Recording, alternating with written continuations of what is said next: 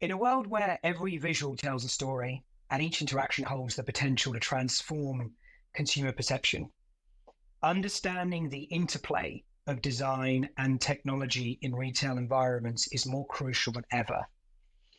And as we transverse this landscape, retail spaces become canvases where creativity and strategy converge to not only meet needs, but also captivate and connect deeply with consumers. Welcome back to the Phygital Lab, where innovation meets intuition in this kind of dynamic dance of digital and physical realms. In this series closing episode, which we're calling Visual Voyages, Crafting Future Retail Landscapes, we explore the expansive world of creative resources with Jon and Raul Tova, co-founders of WindowsWear, the world's largest repository of retail design and virtual merchandising insights. I'm really happy to have them both here. Jon brings years of expertise in creating a vast collection of design content, influencing how brands and retailers across the globe envision and refine their physical and digital presence. His background in finance, combined with a deep understanding of market trends, enables him to uniquely forecast the evolving needs of retail environments. And in contrast, we have Raul, which adds a dynamic layer with his rich experience in fashion photography and visual content creation, ensuring that WindowsWear not only offers inspiration, but also practical insights through photography, videography, and editorial content. I think it's fair to say that his artistic direction helps transform standard retail concepts into engaging visual narratives.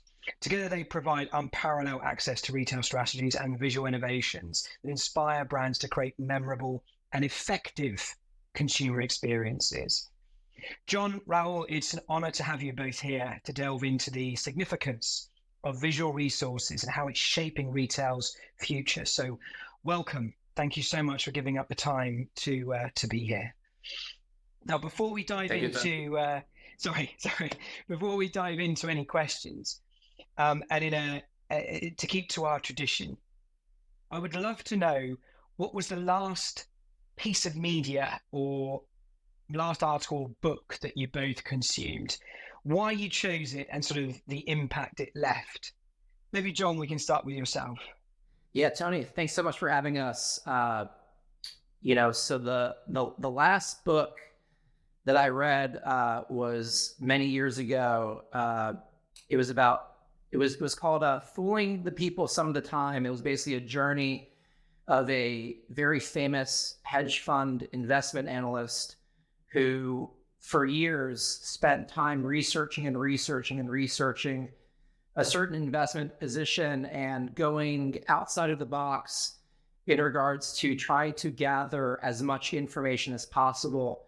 And so for me, that really inspired me and also just gave me a lot more insight in regards to, the world might seem like it's a certain way, but as you peel back the layers and dig back, you get a different perspective of what's actually happening. And, everything is very much marketed and packaged and branded and presented to us through media, social media, through certain narratives. But when you actually go through the process of uncovering layers upon layers upon layers, and also going to untraditional sources of information, kind of like detective work, where you kind of have to, go through, not necessarily the person that you're talking to directly, but, people that they're affiliated with, people that are surrounding them, even bystanders that have nothing to do with them, just to paint a richer picture of what you're actually trying to obtain. So,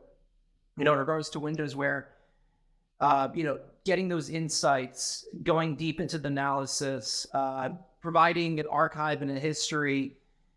Something that we're doing for this world is, something that, a lot of other industries have in some way, shape, or form. And so, that book, sort of resonates with me, and it's something that I frequently think of in regards to, WindowsWear and what we do. Thank you for that. That's an absolutely fantastic, inspiring opening opening sentence related to that book. How about you, Raul? I just finished a book called Focus by Michael Gross, and it's about the history of fashion photography, starting I think in the 30s, 40s, 50s, and kind of like uh, disclosing how the industry works and like who were the biggest players back then and why were they like just experts at their craft and the catalog of tricks that they had and all that stuff. So it's really intriguing. It's kind of like gossipy in a way. It is like this big, but I love that it comes all the way back to 2010, I think, which is a fashion photography era that I know very well because it's around the time when I decided that I wanted to do this for a job. So yeah, that's the last piece I read, and I think that the thing that I like the most about it is just get to know the lives of like these photographers who I only knew their work. And now because of this book, I know a little bit more about like where they're coming from and like what was the reason they did what they did and all that stuff. That's a very cool book. I love, and it's really interesting because as a creator, Raul, it's interesting that of the number of creative guests that we've had here, we talk a little bit about sometimes about how we consume knowledge and how we like to consume knowledge and new information or new insights. And there seems to be an ongoing trend at the moment with our guests that the ones that sort of center their existence around creativity love to consume information in almost bite-sized chunks, almost like inspirational snippets. And it sounds like that book is written just like that. It's like a huge pad of 2 decades worth of observations, and it's fascinating that that's still the same thing. And I love the fact as well, Jon, that I mean you both shared so much there, and just that first initial question, and it almost feels like this, from where both of you stand at the moment, you've almost answered my first question, which is talking about sort of Genesis and the impact of WindowsWear. You've almost given away, but can I ask you both to share kind of what inspired the founding of WindowsWear and how that sort of vision shaped its development, and how you think it either has or it still is, or when it first kind of started to influence the general approach to kind of visual merchandising within that sort of retail sphere? Well, we've been in business for 12 years. This is going to be our 12th anniversary. Yeah. This November is going to be our 12-year anniversary. And, Mike and Jon, Mike is our other business partner and co-founder of WindowsWear.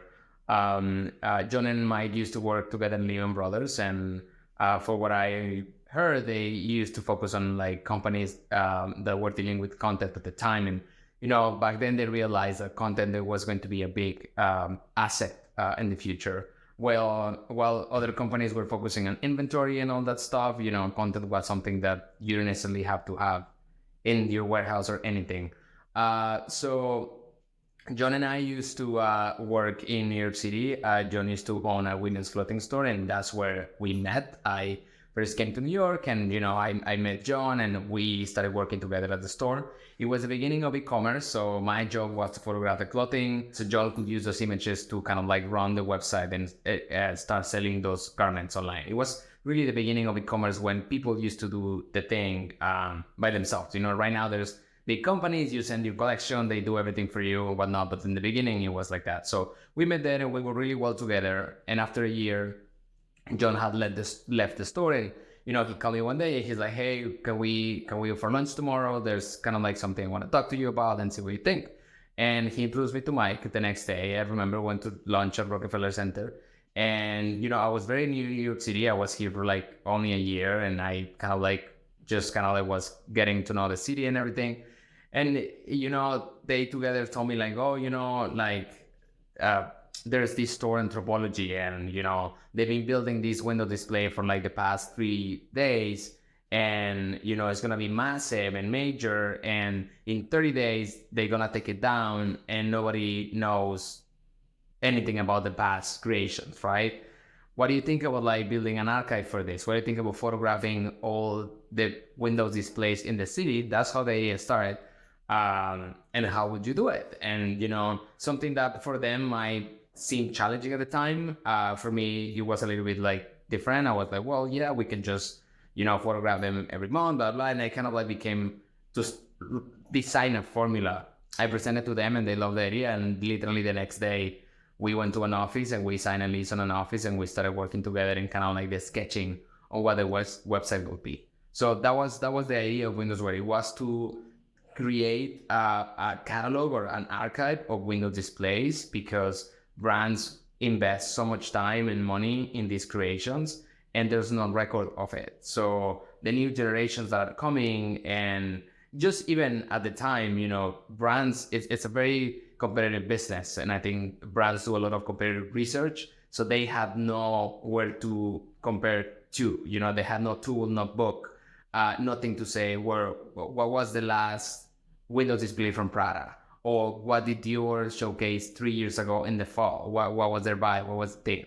So that was the main idea of WindowsWear. And then after that, you know, we started adding more content into the website, such as interiors, and then pop-ups came into the picture. And then, you know, pop-ups are still huge, and we had a database of pop-ups. And then Jon came with the idea of like adding digital content, right? Because we didn't want it just to be a tool for the visual team at brands. We wanted to be a tool for everybody. So it was important for us to have digital content, right? If you work at the email marketing department at Chanel, and you might need some inspiration in how other brands reach out to their customers, what kind of words they use, what kind of fonts, how frequent they email them, all that stuff. So right now we have 10 databases, and, you know, we're counting more this year and the years to come. But yeah, it was the idea to kind of like build a database and an archive and a tool for brands and professionals and creatives and students to kind of like stay in the know of what's going on the retail and visual merchandising industry. Yeah, and I would just add that, you know,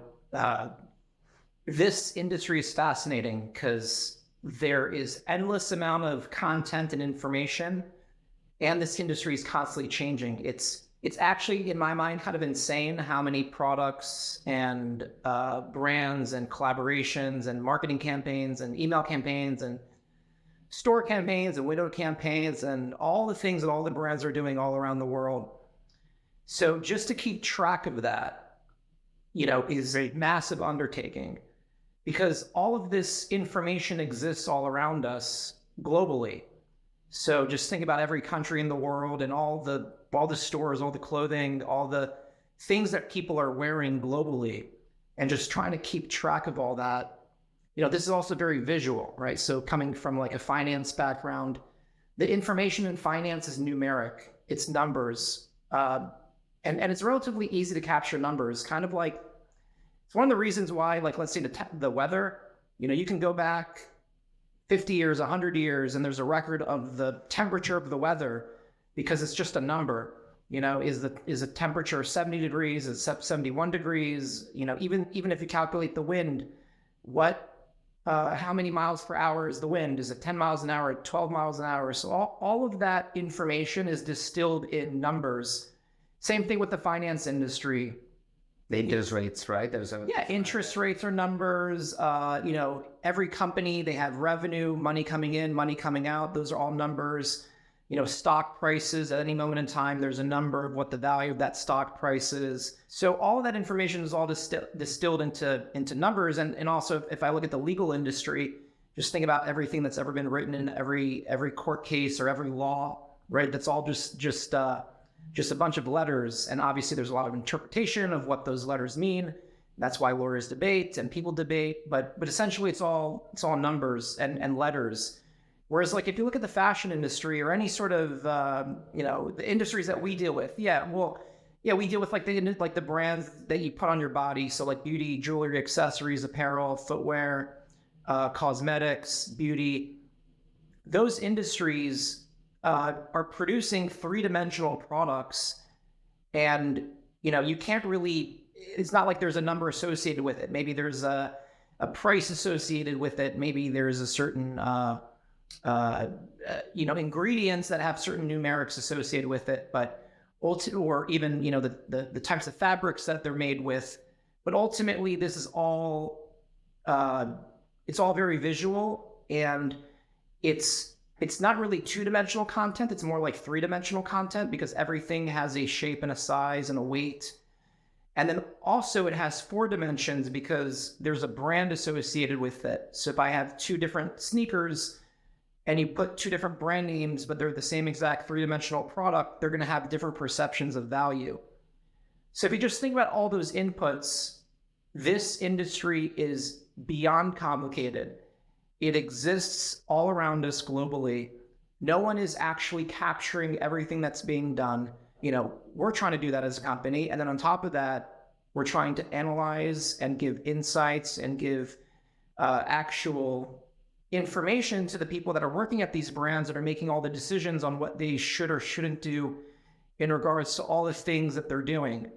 So, I'm fascinated by this industry. This industry, over time, over doing WindowsWear over 12 years, the increase of technology has exponentially gone up, and that makes it even more challenging to be a brand because now, it used to be maybe you had a store, and maybe the store was in a centralized location like a shopping mall or a major shopping district.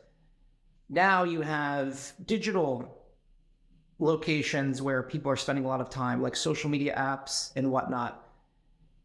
And even companies like yours, Tony, right? With your your company's digital and very technologically forward innovations in regards to showcasing merchandise, showcasing the brand, making the in-person experience more elevated through the digital technologies and the latest technologies that are available to further inspire the customer.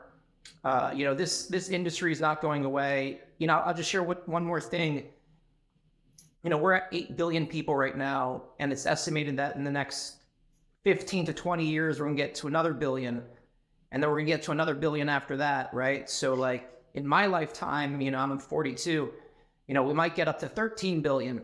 All those people are going to need to wear things. They're all going to need there's going to be a lot of varieties of things to shop online, offline, through any sort of environment that they're spending their time in. So in regards to like WindowsWear, right? I just see that being a tremendous amount of opportunity in regards to where this industry is going and the types of information and also the nuance of the information that decision makers are going to need. So, like Raul said, we kind of started off, with, let's say, Anthropologie window displays being an example, but the big picture is there's just a lot more content that's out there that's relevant that no one is really keeping track of, and that as we go over time, we as a company become bigger with more information, more users, and then we can provide better insights with all the information that we have. It's fascinating, and I love the way that you both approach that question and created a contrast, but the whole thing actually makes complete sense because we live in a highly visual, all-consuming age. And you're absolutely right. As we went through the last few decades away from almost kind of static aesthetic pleasure through to two-dimensional engagement, and now we've kind of got three-dimensional or metaphysical engagements where we've kind of got brands creating whole worlds online, and you've still got the window displays, you've still got the social media channels, you've still got the classic VM gondolas inside retail stations, but now you have this huge amount of information and almost like individual moments of truth, different areas where a brand can touch a customer.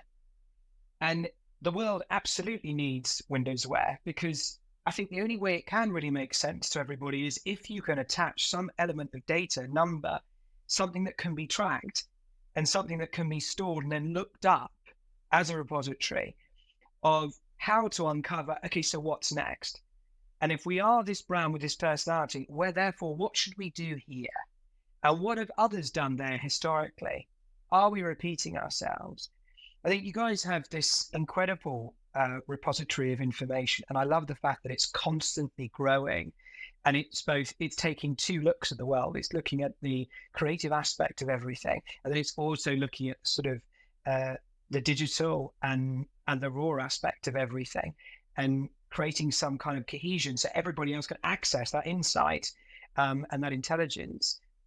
From your combined perspective, looking at it from two different places, you kind of touched on it, but how do you think technology or digital technology, and maybe even mixed reality, is transforming the way that retail displays and communicates itself to consumers?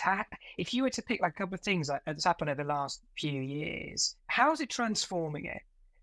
When you look at it from both the creative and that core aspect of where you've been tracking the way trends and retailers are having to adapt. So I'll take a stab at it. So it's really your definition of what technology, right? If you think about the wheel, right? The wheelbarrow could take your product from wherever you manufactured it to the center of the market, right? So, that was a technology that allowed convenience and the ability to transport, good A from point A to point B. I like to look at the major technology during the turn of the last century, which is the invention of electricity, during the late 1800s, early 1900s, where, you took every factory, every manufacturing facility, and it created the ability of creating mass manufacturing of anything, right? So mass manufacturing of clothing, mass manufacturing of food, mass manufacturing of the automobile, as whatever you want to manufacture, just allowed a lot more products to be produced than the traditional human being producing it, or maybe like you use an animal to sort of power the factory. And now when we think about technology, I think what a lot of people think of is, maybe social media, maybe Wi-Fi or the internet, maybe metaverse, right? So it really depends on what technology, but basically what's happening is technology is exponentially increasing over time, right? So it's kind of like the curve is like this, kind of like when I was measuring how many human beings we have, right? It's not like going like this, it's going like this over time. So that just means that there's just more stuff that's being produced to more people. And then the consumer now has access to more things that they've never had access to before at their fingertips. So, when that happens, you have to be even more precise. I have a friend, and, last week she was showing me two different bathing suits. I couldn't tell the difference. Obviously, there was a very tiny difference of the style of the clasp of the bathing suit, but that's the level of precision, that technology is enabling us to have. So, maybe it used to be back in the day, you could have one of those products, but now you have to be super precise with all the specific details to compel a person to buy product A versus product B. Whereas like in the past, maybe people could get away with certain products, but in today's day and age and also say this, because people are seeing more, because they have access to the internet and access to social media, people naturally want to differentiate from each other. So, once you see something, once people wear it, the trend is over very quickly, because, you've already had that critical mass of people to see that product. So you have to then produce more and produce different and make the product even more exclusive or more unique, which just means that there's just going to be more stuff to be produced. So I kind of think it's endless with technology, because that's just the rate that things are going. So yeah, I just think that there's going to be a lot more stuff for a lot more people, and people are going to be a lot more picky about the stuff, which means you have to be even more precise about the stuff, which means you have to create more stuff. Because it almost sounds like, with the growth of technology, and I know I was sort of thinking kind of around digital technology, but it's interesting that you should go back actually a century and think of other major contributors towards I guess, almost a consumption revelation or revolution, which you're absolutely right. When we had the electricity, then we had years later radio, and then we had Wi-Fi, then we've had social media, then we've had digital explosion. Now we've got mixed realities, and creating immersion through disassociation and metamorphic displays, and it's kind of endless. And it almost sounds like that because of what's happening at the pace of what it's happening and the exponential pace at which it's happening, what we're actually seeing is a huge amount of variety, and it's almost like a treadmill where the brands are having to keep up with a positive bell curve of consumer expectation and consumption, because with more platforms comes more exposure, which means more people are inspired by different things because different brands are showing different things in different places, which means brands have got to constantly be innovating, be thinking ahead, be flexing on design principles, be thinking of new ranges. And when it comes to, I guess, visual merchandising and that sort of three-dimensional brand expression element within physical spaces, they've got a tall task because there's so many different areas that consumers are being inspired by, that when it comes to visiting a store or visiting a metaverse or VR store online, they make it, they have an idea of what they want, they purchase it, but next time that could be completely influenced in a few months later because of the influence of digital. Let's talk a little bit about AR and VR, because I know it's fascinating that as the world of retail and visual retail has become more and more digitalized, whether it's through technologies like, you're absolutely right, HYPERVSN's holographic technology, or whether it's through other VR, AR technologies that are creating entirely different communities online that may never actually set foot in a store, or maybe inspired them to. When we think about some of these technologies like AR and VR, you guys must have some exposure as to kind of how those effective use cases are doing well within retail, but most importantly, from what you've seen and from what you've learned, both from a creative aspect and from at the center of the data points, how are retailers trying to find a balance between kind of practical utility and ensuring that it's actually a meaningful consumer experience? Maybe it's a question for you, Raul. If you are photographer, you are captioning this, you are creating the content. What do you think? I think this is very subjective, but I personally feel that is it depends on the brand and what the DNA of the brand is and who the customer is. I think if you see brands like Chanel, right? They don't even sell their products online. You cannot get a Chanel bag online because they want the customer to go to the store, to have that face-to-face interaction with the salesperson, and they want you to smell the leather of the bag, and then want you to offer a glass of champagne. All these experiences that you cannot get on digital, right? So it's probably one of the most powerful brands in the world, and yet they decided to not sell their products online, and they don't care about e-commerce and nothing like that. But then if you see brands like, I don't know, I would say Balenciaga and things like that, they even take cryptocurrency in their website. So you can buy Balenciaga products with crypto. So I think it's all a spectrum of the brands and how they decide to interact with the customer. I feel like that is number one. That is, it depends who the client is.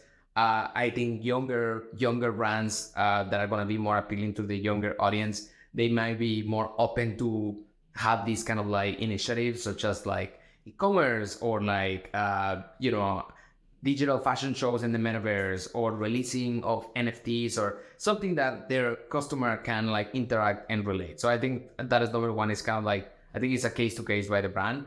And I think if you ask for a balance, I would say brands like Coach, I think it's a brand that is balancing all very well. 10 years ago, it was, a brand for the moms of the America. And right now it's kind of like a brand for like Gen Z. And they knew how to tackle that with a combination of all of it. A little bit of e-commerce, great, fantastic e-commerce, a little bit of like an amazing in-store experience, and then many games and gamification aspects and fashion shows in the metaverse and NFTs and pop-ups and all that stuff. So I think it really depends on the brand, I think, and I don't think and every brand should just do this kind of like augmented reality stuff just because they're cool. I think if it doesn't go with your product, with your brand, I think you should skip it and just maybe try to find a way to connect with your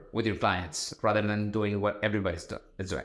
Yeah, and I would also say, like, I think people kind of get it, right? So it's like, let's say I have a pizza shop, right? There's thousands of pizza shops, but there's only certain people that can make pizza in a way where you have a line out the door, right? Because essentially anyone can do it. Anyone can say that they're doing it, but people know when something's good and when it's not good.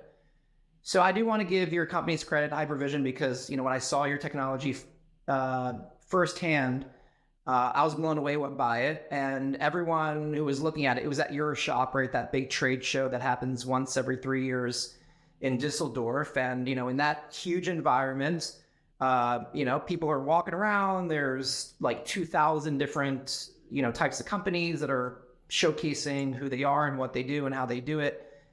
And when I went by your booth, I was blown away, right? It was just like this super high tech, super engaging, super exciting way of displaying anything that you want to display, whether it's merchandise or a brand or, some sort of imagery. Yeah. And it was like, it's kind of like it's there, but it's not there, right? Kind of like it's a cool application, and, people kind of mesmerized by it, right? And a lot of retailers are like, I love this. So it's just about how do I fit this into what my brand is doing? Where do I put it? Do I put it in my window? Do I put it in my pop-up? Do I put it in an event? Do I put it in my store? Right? Those are the questions that are asked after you're just naturally engaged by it. So, you got to give credit where, the company's doing it in the right way, right? It's not just to say that you're doing it. Anyone can put a QR code on their window display saying, we've got this AR solution. Is that effective? Maybe yes, maybe no. It's really just about, how it's being done. And then, the consumer will dictate, what they like, what they don't like. But it's very obvious to tell what's good, because when you see it and you're engaged by it and there's a line of people around it, then people just naturally love it. We have another client also. They're called Sawhorse. They're based in LA, and what they do from a VR perspective is they create sort of pop-up experiences within Roblox, which is a game played by over 200 million people. It's estimated that 1 out of 2 Gen Zers in America are a Roblox player. So obviously I'm not a Roblox player, but people love to do that. And they create experiences within that game for the brands. So that's like a good VR sort of example. And obviously yours is amazing from also an AR example as well. So it just really depends on, what who the company is, what they're doing, how they're doing it, and how to make it make sense. Yeah. And how to make it make sense. And that's really the form. That's really all the secret sauce, right? Yeah. That's the formula. And you either do it great and people are compelled by it, or you don't really do it that great and people don't engage. Yeah, they don't really engage with it. The last thing I can remember, I think you guys mentioned it, when Prada launched their perfume Paradox with the face of Emma Watson or something. I think there was an installation in New York City in a pop-up in the Mid-Backen district, and it was a lot of AR mirrors, and people were able to see themselves, and it was a very cool activity. But it just makes sense because Prada has always been a brand about technology and minimalism and just kind of less is more. So I feel like it all comes down to kind of how I make it make sense for my brand or my product to make it look like it's my personality and not some kind of trend that I'm trying to kind of jump on. But I really love the fact you keep plugging our technology. I'm so glad that you guys like it. It's we do too, and it's I think you're both completely right. It is down to it is when you look at who does something well and why it could be working well, or how do you find that balance, which is really the ultimate question. It is down to, I guess, recognizing what type of brand you are, and what sort of trajectory or pathway you're on at that particular period of time.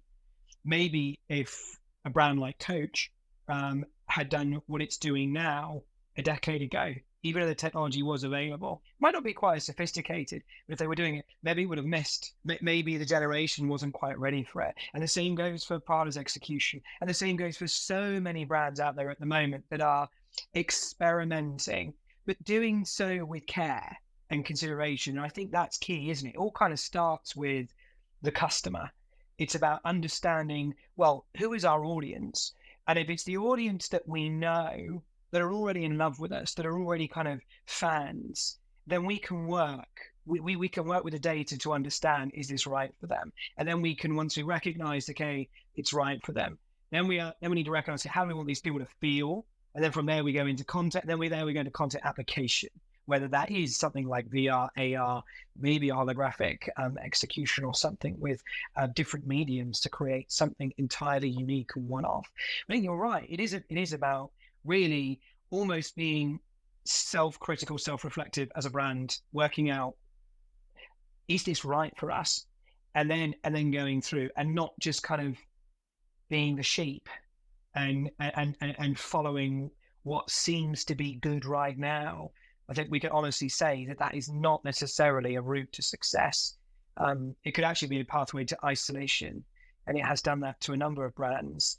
Very, very easy to adopt technology and create a spectacle. Not easy to kind of create something that's mesmerizing and truly brand suitable. But you're absolutely right. It is about reflection and really looking inward first of all as a brand. I want to talk a little bit about storytelling, because you guys get so much exposure to what brands are doing right now. I mean, you see so much content, so many examples, so many windows, so many websites, so many emails.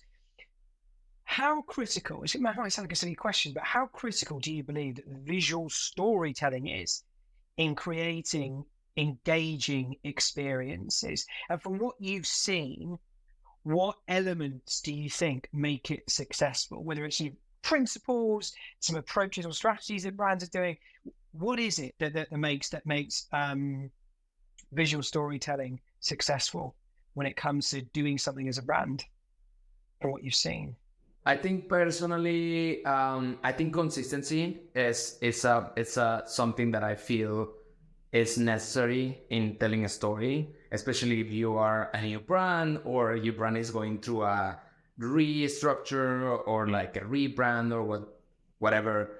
I think brands that are able to do the same message across different platforms, right? Like they start maybe in the fashion show, if they have one, and they have some sort of like, set design or lighting or invitation or some element there that they going to transform into the windows, and then they do a campaign in that kind of setting and all that stuff. So I feel like brands who merge very well all the concepts of like, a fashion show, a campaign, a store, a pop-up, or a window display. Maybe sometimes even in the packaging, when it's the holidays and they all have like a special packaging and all that stuff. So I think consistency across platform is something really important. Right, you're not something like this. Look, I mean, obviously storytelling is the whole industry. Right. It's the brand. What's the brand? What does the brand mean? Why does a brand connect with you? Why are you excited to put this brand on? What does it mean for you? How do others associate you because of that brand? So, obviously having a story that connects with you is highly important, because, by purchasing the brand, by wearing the brand, you're effectively part of that story. So if the story aligns with your values or your, why you're engaged with it, you just look at the news, right? People are wearing things, holding flags, going to, wearing certain logos of certain sports teams, wearing certain hats that have some sort of political slogan, because of the storytelling, right? And they're so connected to it that they're wearing it, and and then people perceive them in a certain way because of it. So it's extremely important in regards to how we are as human beings. I mean, maybe if we go back a few centuries, it was royal families that had certain colors or certain things that they put on their bodies that designated who they were in society. And we don't necessarily have royal families anymore. Now we just have consumers that pick, what brands they want to associate with. But that's never going away. That's always a thing that human beings, I think, just inherently do.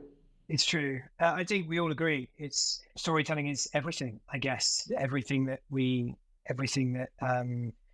do, whether it's introducing a new campaign, whether it's changing the way something looks based on feeling, whether it's potentially introducing technology into some touch point or moment of truth within a brand's ecosystem. It sounds like storytelling is everything. I guess it really is. It's the fundamental, isn't it? Once you create that kind of core narrative, a brand has a core narrative that they follow, right? Stories, and then you have the sort of motifs that drop off it, and those motifs become campaigns, side stories, things for people to engage and fall in love with, and that's look at as a company, WindowsWear, we got to tell a story to a brand, right? If you subscribe to WindowsWear, we're going to help you tell better stories, analyze the stories. I'm sure even with your company, right? Like your technology is an effective tool of telling stories, but before they're able to tell that story, you've got to tell the brand, hey, look at all the potential stories you can tell with this technology that I want you guys to utilize, right? So it's kind of like stories upon stories upon stories. Yeah. It makes complete sense. Now, this is something I've been waiting to ask you guys because of the incredible repository of information you guys have got, a decade or more of collecting insights and grinding that data to understand how. I mean, obviously, analytics are crucial, right, in shaping today's kind of retail design strategies, because it's being used for informative, so people can actually build blueprints and some of those sort of core raw elements before they start to get to the actual visualization of things or the ideation of things. How would you say, or what is the most effective way that brands are currently using the insights that you guys host to inform design or strategy changes in retail environments? Where are you finding they're going to most of all? Are there particular areas that they're visiting most of all, or what's the trend at the moment? Yeah, look, we've got 150,000 users, so and our users range from students to creative directors, right? And then we've got product designers, visual merchandisers, retail designers, marketing directors, CEOs of brands, creative directors of brands, professors, students. So and then also, vendors, people are trying to sell products or services to retailers. So, the community is very big, it's very vast, but ultimately we want to be a resource to every single user in regards to, whatever they're looking for in regards to their brand or looking to make connections. We as a company, there's sort of two pillars that we have. One is our content, which is just making sure that, whoever you are at any brand, we're providing you with relevant content. And that relevant content could be the latest news, it could be analysis, it could be archives, it could be history. It could be anything that you're doing within your job. We're trying to help you be a resource. So that's information, that's trends, that's analytics, news reports, right? Anything that can provide you to help you make your job better. That's the content piece. And then ultimately, as a company, we always have to be a step ahead of our content, right? Because we're a subscription service.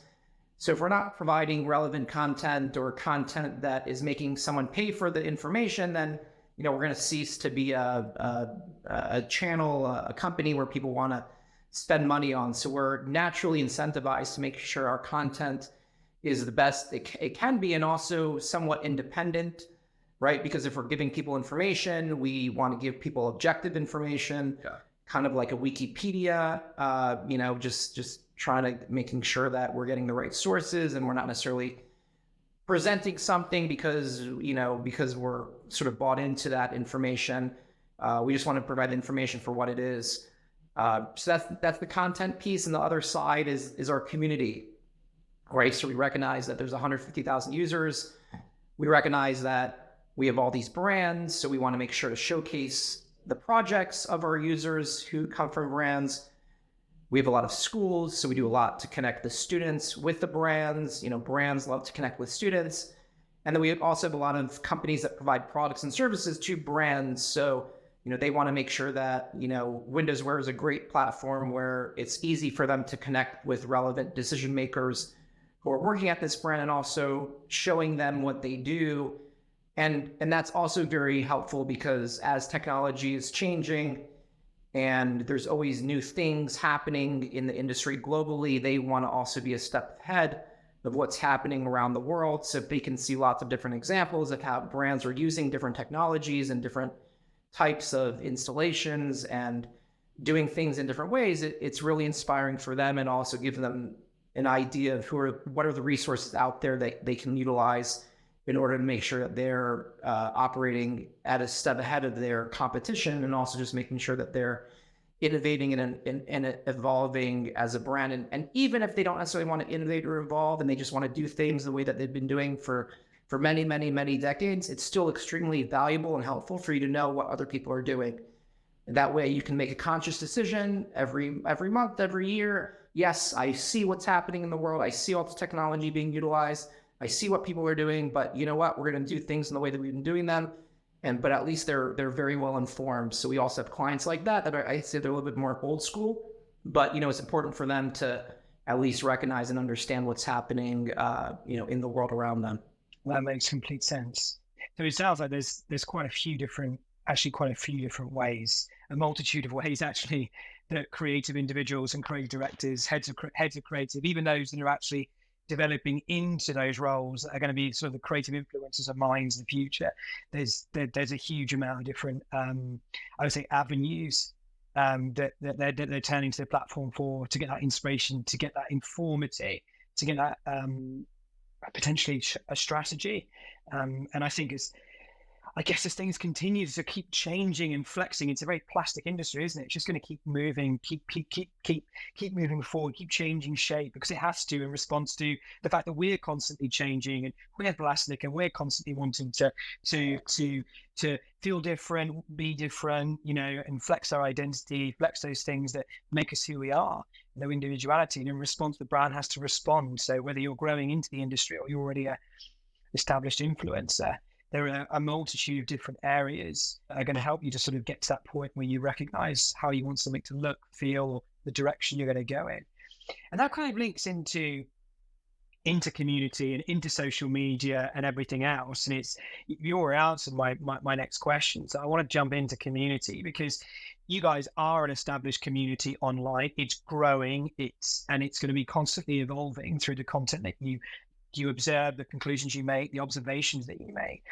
I think when it comes to retail experiences, and from your guys' perspective, being at the sort of helm of an already established community, what role does that play, do you think, at the moment in enhancing experience when it comes to the retail space? How can effective community-focused designs contribute to the way brands can create loyalty or change brand perception based on what you've seen?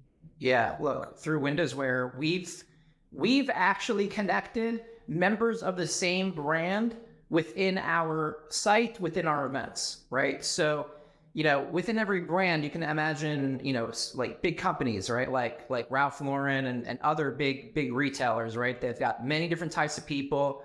They've got big headquarters, and there's many different types of divisions, right? And also at companies like that, there's always new people coming in, and there's always people leaving. So it's just a very dynamic.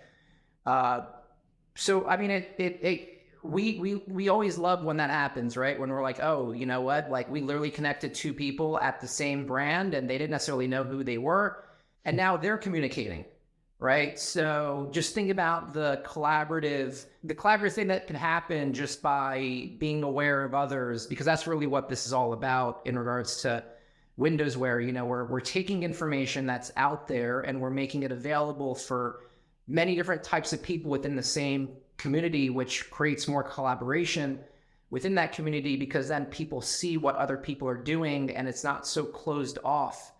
And that's the unique part of what we do. And it, before we started doing it, no one really did it. And I don't necessarily think anyone is really doing it at this point either. But that's how you create collaboration that you might not necessarily have created without just putting the right types of people in the same room. It's kind of like magic. You put the right types of people together, whether it's through our site or social media or events.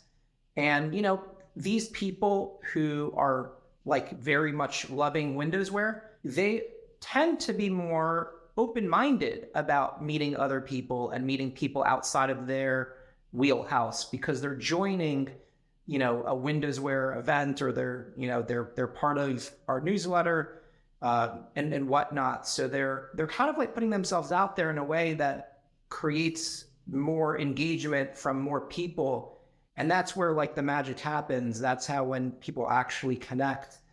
So it takes both sides, right? It takes someone who's willing to put themselves out there, and also takes someone who is willing to engage with that person. That's like magic, right? So magic's kind of like, who knows what might happen from that, right? But we love to do that, because that strengthens the WindowsWear brand, and also gives even more value to just, to the content that we're giving these people. We're also giving them the ability to connect and engage with others within the community that traditionally would not happen. Yeah, we always wanted to do that, and that was important to us when we started thinking about the community aspect of WindowsWear. We were a little bit skeptical about how it will go, because some brands are very reserved and very kind of like secretive about it and all that stuff. But then we found out, to our surprise, that they still love like physical and social interaction, and they even though they work for different brands, they might be competitors. If they run into each other at an event, they complement each other, they talk about ideas, they talk about collaboration. In the future, they might need help because one of them is looking for a job at that company and the other one is leaving the company. So we probably can say that we have created this community for these individuals that come from different backgrounds, different roles, different titles, completely different brands, and they're able to coexist and not only coexist, just kind of like also get together and just kind of like embrace each other in the same setting. And the WindowsWear Awards is a big event that we do every February that we hope to have you next year. We do it in New York City, and it's a proof of that.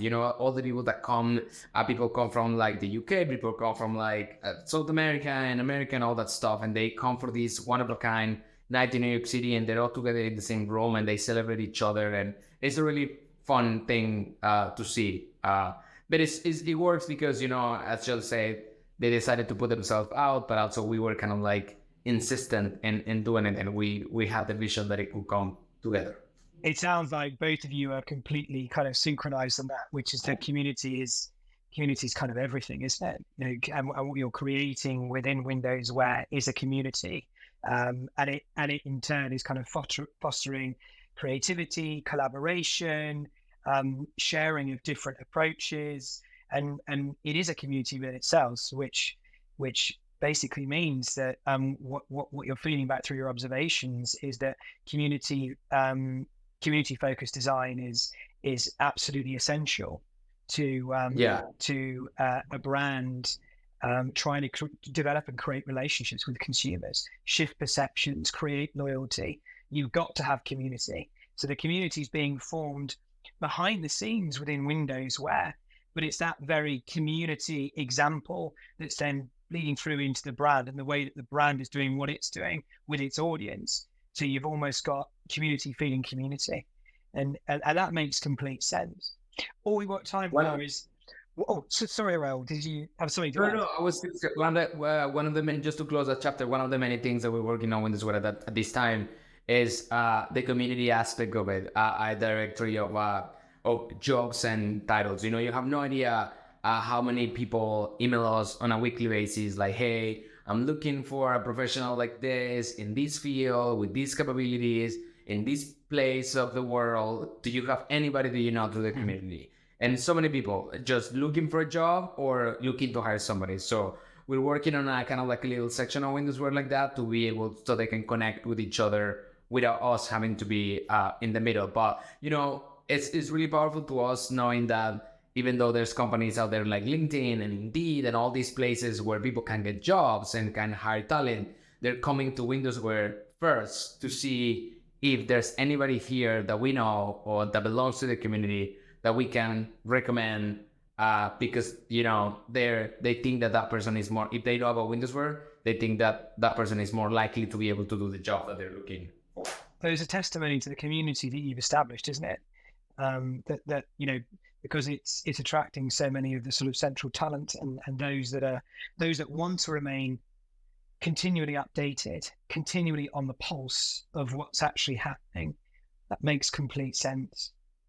So if I were to ask you one last question, given this sort of dynamic landscape, this constant change, you've created this repository of where people can go to, not just for insights, but also for talent, for inspiration, for collaboration, for ideation, for so many different things. If you were to give advice to the brands out there right now, what do you think should be the sort of, it's going to be a challenging question, the single most important focus for brands in the next decade so they can really captivate the audiences? So basically, what's the final piece of advice you'd offer to those sort of navigating this dynamic landscape?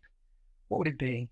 That's a great question. I think knowing who you are and how you differentiate, because the number of brands is just going to increase over time, and also the way that brands are going to engage with their customers is going to be very dynamic. So just knowing who you are.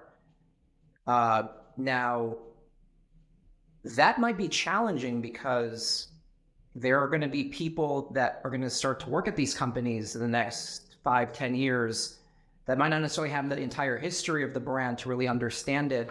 They might understand certain aspects of it.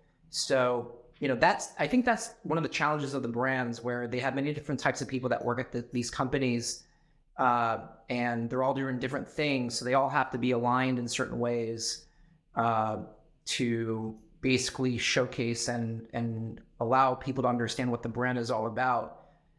And I think that that's a challenge with all the new technologies that are going to be presented, and also just in regards to the world. You know, the world is changing, and the way that culturally the world is changing, media is changing. So, you know, are you going to be consistent with what your brand is all about? Are you going to change it in certain ways? Or are you going to make some adaptations? Those are all very, very, you know, and every generation is going to be different in the way that they think, and culturally people are different, politically people are different. So I think that there's a lot of variables, and I think that's going to be the biggest challenge for these brands in the next 10 years. I'm trying to summarize, but you just did it kind of perfectly for me. I always like to try and summarize sort of 2 or 3 of the key things I've really taken away from this. And well, I think you did it rather beautifully there. And I think one of the biggest takeaways for me is that as things start to evolve more and more through a sort of lens of technology and how technology is integrating into the parameters of that three-dimensional brand expression, the visual areas, it's to, as a brand, before you step into technology, take stock. Who am I as a brand? Who is my audience? And what is going to be the most effective way of actually utilizing this technology? And before I look at the how, let's think about the why. And that's one of the things that has come across from talking to you guys. The other thing is visit WindowsWear. If you're looking for a repository or an epicenter to go to for insights that are being shared continually by your other peers that you might not have met yet, even though they may work in the same company as you, but you know, is mind-boggling. Go utilize WindowsWear and go and utilize it for a number of different reasons, but predominantly to take stock of what your community is actually discussing, understand what brands are doing, where they're finding their challenges, and become an active member. I'm I love everything you've shared with me today, Raul, Jon. I'm really grateful for the time you've given up. I hope you've enjoyed it, and who knows? Hopefully, HYPERVSN will come and see you in New York next year for your unique pass in New York, and maybe we'll become part of that community with you. That would be fantastic. Thank you. Great. Thank you so much. You're amazing, and your questions are so great, and we're happy to do this. Thank you for being flexible. We have to schedule this a few times. We hope to see you and the HYPERVSN team at the WindowsWear Awards on Tuesday, February 4th in New York City. Thank you so much. Thank you so much, both of you. Out.